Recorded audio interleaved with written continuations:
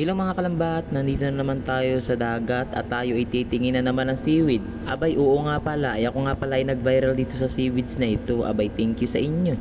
Kung kayo ay nakakapanood ng vlog ko dito sa TikTok, abay, tingnan nyo na, umabot na tayo ng 1.1 million. Abay, thank you po. Abay, yun na nga, ay marami sa akin nagsasabi na ako daw ay kumukuha ng content na may content. Abay, hindi po ako ganun. Abay, kami po ay pare-pareho ang mga pangalan ha. Ay ako po ay hindi kumukuha ng content na may content. Abay, ako po ay nagsusumikap kumuha ng mga video at para may pang content lang dito sa ating account.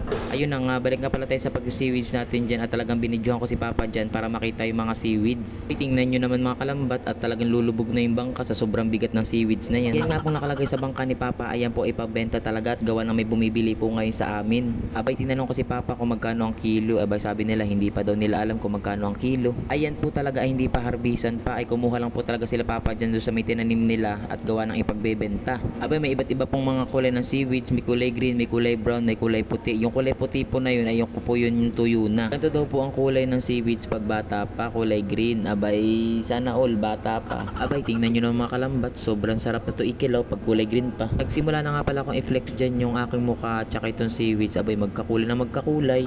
At ang sabi ko nga pala niya kay mama ay videohan ako. Abay, sabi sa akin ni mama, abay, huwag mo akong istorbohin at ako'y nag-aano ng seaweeds. Abay, pagpasensyahan nyo na talaga yung pagbo-voice over ko at talagang paus ako at ako'y nakipagbiritan kagabi. At ang sabi ko nga pala niya kay mama, ilagay na sa sako, ay sabi daw ay mamaya daw at gawa nang yan ay titimbang pa.